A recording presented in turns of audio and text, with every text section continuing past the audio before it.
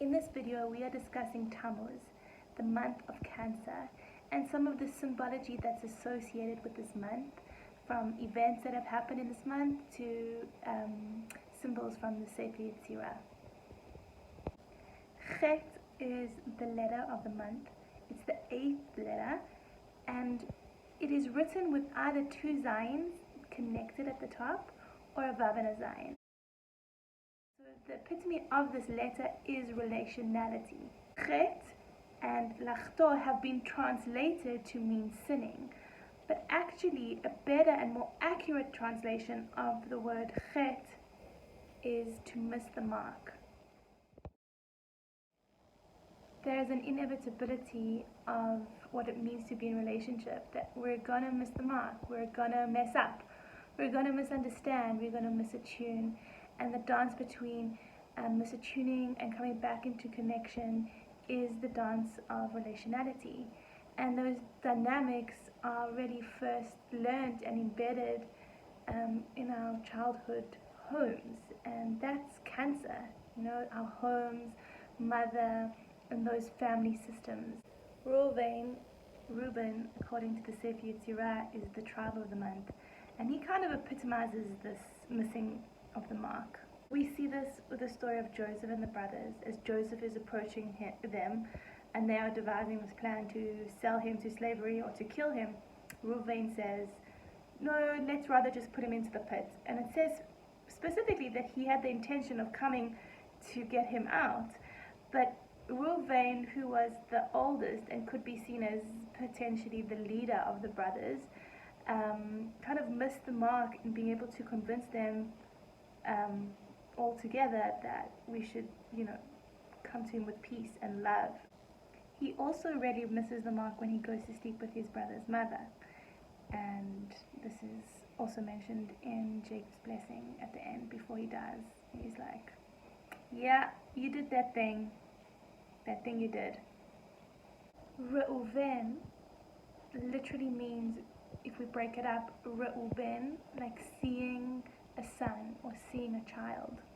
Sight is the sense of the month, and it's interesting to think about the relationship between missing the mark and our sight, and how when we look out and we can see something, it's so dependent on the state that we're in and how we're feeling. We're feeling happy and good, we can look out to the world and we see people who are smiling, and we see that connection, of like toddlers playing in the park, and that can work in all different states. So interesting to think about how what we see affects our state, or how our state in a state affects what we see, and the relationship between those, especially with Cancer being very feeling based, very watery.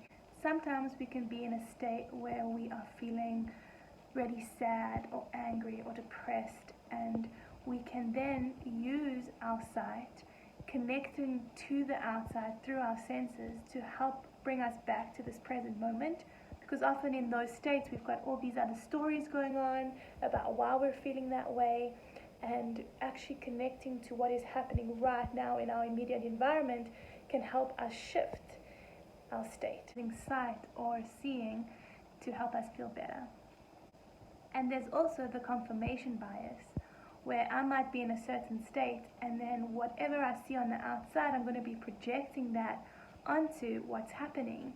And so I'm going to be looking for that confirmation to how I feel. Sight in the sense of what I'm physically seeing, and there's sight in my perception of things, and how those change and are dependent on the biological state that I am in. The theme of chet, or sin, or missing the mark, the big one from this month of Tammuz is the sin of the golden calf, which is super significant, as it totally changed the trajectory of the Jewish people once they left Egypt. We've spoken about relationality between humans, and then there's the big relationality to what is, to ultimate reality, to truth, to God. You could read the time of the Jewish people in the desert as the process that they went through in order to rid themselves of the need of an intermediary for their own direct connection and relationship with God. And in that way, the sin of the golden calf symbolizes the complete missing of that and the not getting it. And you could even argue that we're still grappling with that today, because the sin of the golden calf is the beginning of the 3-week period that then ends in the middle of the Leo season in Av, on Tisha B'Av, where both temples are destroyed. And so there's this missing of this relationality with God, and our diversion into addiction, into needing intermediaries or needing something else there to fill that, so that we are missing out on what that direct relationship is, a direct experience of that. The ways in which we model relationships through our family systems, through our mother and our father, and then we project that onto our relationship with what is, with the oneness that we are. And so the healing that we go through with our family systems, and then the way we can then see differently and perceive differently as we do that, and as we come to know a deeper truth and a deeper reality and our experience of that, and how that then will shape and reflect in our relationships.